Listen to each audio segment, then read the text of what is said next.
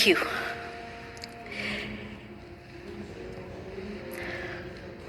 Your Majesties, Your Royal Highnesses, distinguished members of the Norwegian Nobel Committee, Your Excellencies, distinguished guests, ladies and gentlemen.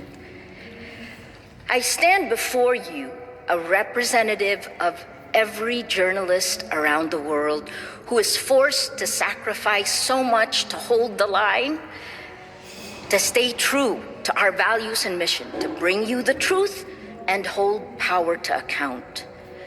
I remember the brutal dismemberment of Jamal Khashoggi, the assassination of Daphne Caruana Galizia in Malta,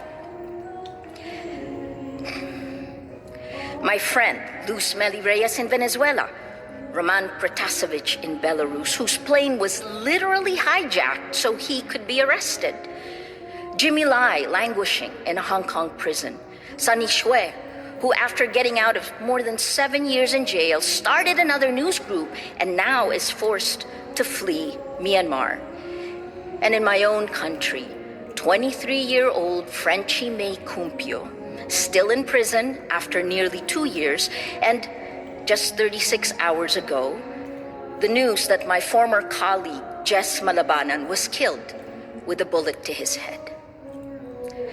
There are so many to thank for keeping us safer and working. The Hold the Line coalition of more than 80 global groups defending press freedom and the human rights groups that help us shine the light. There are costs for you as well. At least 63 lawyers, more lawyers have been killed than journalists in the Philippines. At least 63 compared to the 22 journalists murdered after President Rodrigo Duterte took office in 2016. Since then, Karapatan, a member of our Courage on Human Rights Coalition, has had 16 people killed, and Senator Laila de Lima, because she demanded accountability, is serving her 5th year in jail. Or ABS-CBN, our largest broadcaster, a newsroom that I once led, which last year lost its franchise to operate. I helped create a startup, Rappler, turning 10 years old in January. We're getting old. Our attempt to put together two sides of the same coin that shows everything wrong with our world today: the absence of law and democratic vision for the 21st century. That coin represents our information ecosystem, which determines everything else about our world. Journalists, that's one side, the old gatekeepers. The other is technology, with its godlike power, the new gatekeepers. It has allowed the virus of lies to infect each of us, pitting us against each other, bringing out our fears, anger, hate, and setting the stage for the rise of authoritarians and dictators around the world. Our greatest need today is to transform that hate and violence, the toxic sludge that's coursing through our information ecosystem, prioritized by American internet companies that make more money by spreading that hate and triggering the worst in us. Okay, well, that just means we have to work harder. You know, in order to be the good, we have to believe there is good in the world, right? An old t-shirt from Rappler from 2014. I've been a journalist for more than 35 years. I've worked in conflict zones and war zones in Asia, reported on hundreds of disasters. And while I've seen so much bad, I've also documented so much good when people who have nothing offer you what they have. Part of how we at Rappler have survived the last 5 years of government attacks is because of the kindness of strangers. And the reason they help, despite the danger, is because they want to, with little expectation of anything in return. This is the best of who we are, the part of our humanity that makes miracles happen. This is what we lose in a world of fear and violence. You've heard that the last time a working journalist was given this award was in 1936, awarded in 1935. He was supposed to come and get it in 1936. Karl von Ossietzky never made it to Oslo because he languished in a Nazi concentration camp. So we're here, hopefully a little bit ahead. We're both here. By giving this to journalists today, thank you, the Nobel Committee is signaling a similar historical moment, another existential point for democracy. Dimitri and I are lucky because we can speak to you now.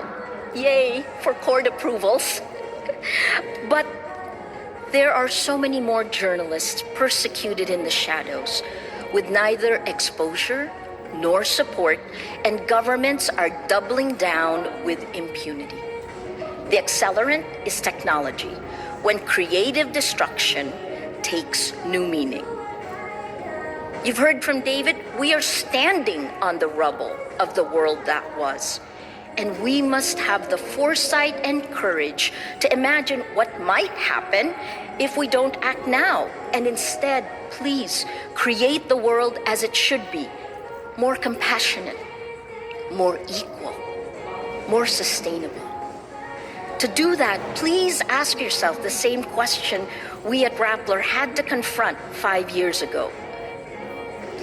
What are you willing to sacrifice for the truth?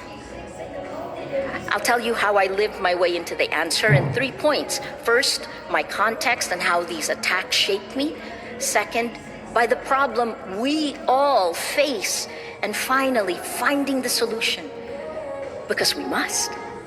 In less than 2 years, the Philippine government filed 10 arrest warrants against me. I've had to post bail 10 times just to do my job. Last year, I and a former colleague were convicted of cyber libel for a story we published 8 years earlier at a time the law we allegedly violated didn't even exist. All told, the charges I faced could send me to jail for about 100 years. But the more I was attacked for my journalism, the more resolute I became. I had firsthand evidence of abuse of power. What was meant to intimidate me and Rappler only strengthened us. At the core of journalism is a code of honor, and mine is layered on different worlds, from how I grew up, the golden rule, what's right and wrong, from college and the honor code I learned there, and my time as a reporter, and the code of standards and ethics I learned and helped write. Add to that the Filipino idea of utang na loob, literally the debt from within. At its best, it's a system of paying it forward. Truth and ethical honor intersected like an arrow into this moment where hate, lies, and divisiveness thrive. As only the 18th woman to receive this prize, I need to tell you how gendered disinformation is a new threat and is taking a significant toll on the mental health and physical safety of women, girls, trans, and LGBTQ people all around the world. Women journalists are at the epicenter of risk. This pandemic of misogyny and hatred needs to be tackled now. Even there, though, we can find strength. After all, you don't really know who you are until you're forced to fight for it. Now let me pull out so we're clear about the problem we all face and how we got here. The attacks against us in Rappler began 5 years ago when we demanded an end to impunity on 2 fronts: Rodrigo Duterte's drug war and Mark Zuckerberg's Facebook. Today it has only gotten worse, and Silicon Valley sins came home to roost in the United States on January 6th with mob violence on Capitol Hill. What happens on social media doesn't stay on social media. Online violence is real-world violence.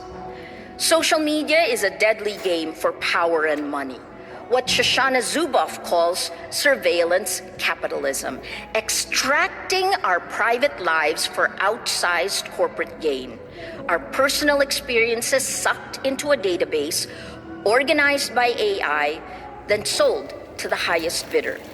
Highly profitable micro-targeting operations are engineered to structurally undermine human will. I've repeatedly called it a behavior modification system in which we are all Pavlov's dogs, experimented on in real time with disastrous consequences in countries like mine, Myanmar, India, Sri Lanka,